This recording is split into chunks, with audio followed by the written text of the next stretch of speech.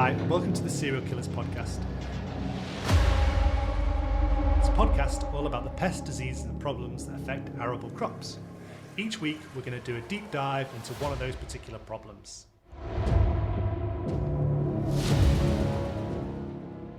Hi, Josie. Hello. Welcome back to another episode of Serial Killers. And today we're doing Frit Flies. Yes, Frit Fly. A horrible fly. What does Frit mean? Pardon? What does Frit mean? I don't know. I don't know either. No. And I tried to have a look and I couldn't find it. So if anyone out there knows what Frit means, please let me know. This one's a true fly, just like crane flies that we've done in the past.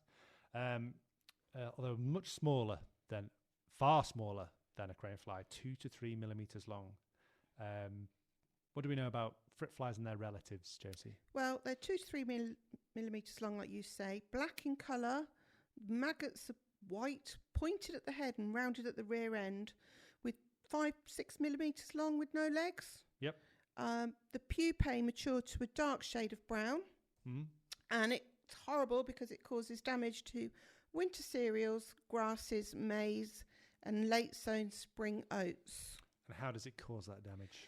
Right, the maggots hatch out and they start to tunnel into the centre of the plant's shoots and they start feeding. Now, they particularly like it when the plant has got 2 to 4 leaves on it, so that's very young seedlings. Yep.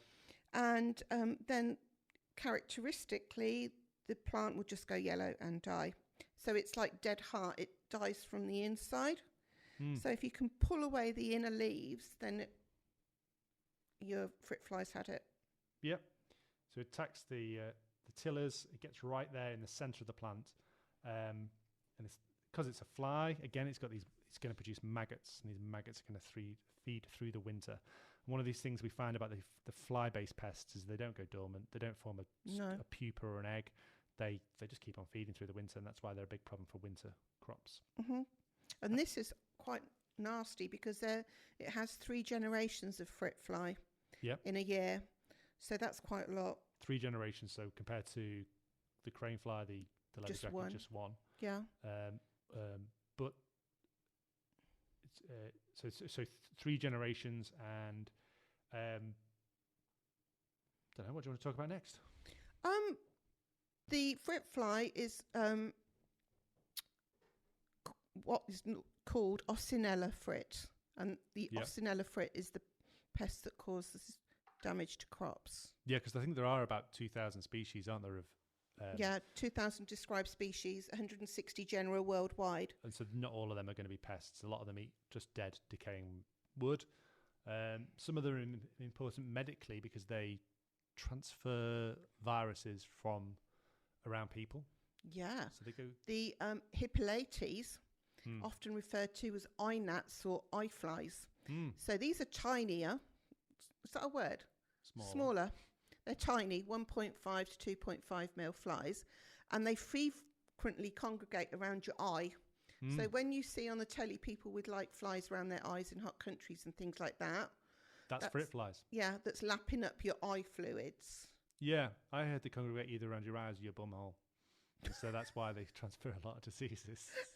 So they do vector bacterial diseases. So you can get conjunctivitis or pink eye from Frit Flies. Yeah, so if you have a sore nether region, then you've been doing what you shouldn't have been doing. And I spoke to a couple of farmers about Frit Flies, and they're not on their radar really. Really? Yeah, they said it's not a big deal for them, but I guess for some farmers it might be. It depends on your local situations. My mum had them in her lawn, and every year, a certain time of the year, they would swarm. It was the most disgusting thing. Yeah. So, but they swarm. It was only about 2 foot high. Yeah. So maybe they're not noticed. Yeah. And I think I suppose it depends on local situations. So you do see them on most crops, but they just don't build up to the level where they cause massive damage. And so we said the maggots feed through the winter. It's a big issue for late sowing. So, but I wouldn't have thought that Frit Flies will determine your sowing date, really. I think you've got other bigger fish to fry than Frit Flies. Does anything eat them that you came across? No, nothing else, really. I came across beetles, spiders, parasitic wasps, and you can, again, just like leather jackets, you can purchase nematodes that will eat them from the inside out. The clopyrifos that we said about being a good control against crane flies is also recommended with the control of Frit Flies. Yeah. No insecticidal resistance is known, but that's not to say that doesn't exist. The threshold for treatment is 10% of plants before the 4-leaf stage, so that's when we're really concerned. Once establishment is out of the way, it becomes less of an issue. So this is really an issue for establishment. So you could apply some biostimulants early on in establishment to get the plant up and away. Apparently they're attracted to white traps. So, normally we use yellow sticky traps for aphids. Yeah, and we trapping. Blue sticky traps for thrips. Then maybe white traps should be used against Frit Flies to monitor them and also maybe control them. Obviously, rotation with all pest and disease is going to be useful.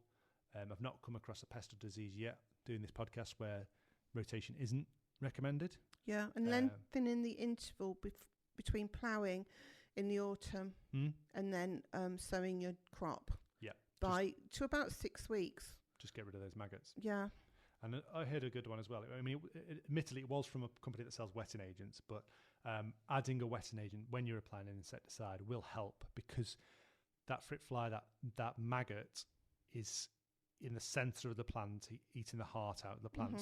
So just spraying the insecticide on without a really good wetting agent means it might not get to the center. It's not going to get in there. It'll just wash off or splash off, won't it? Exactly. So making sure you get that adjuvant, that wetting agent on is essential. Cool. That's it for Frit Flies from my perspective. Have you got any more facts? No, they're just plain disgusting how they can hang around your eyes and give you pink eye or conjunctivitis. Yeah. That is just disgusting. Yeah, luckily it's not a big issue in the UK for human health. I think places like Haiti and Africa is it's a big issue. Cool. And I think a lot of the insecticides that were used against Frit Fly have been banned, just like leather jackets. Yeah. So they were quite nasty. They cause cancer and all sorts of nasty things. Yeah, insecticides are one of those things that are dropping off at a rapid rate, so something to look at. Okay, thank you very much, Josie. Thank you. Until next time, if you like this episode, please share it with your fellow growers and farmers. Thank you very much.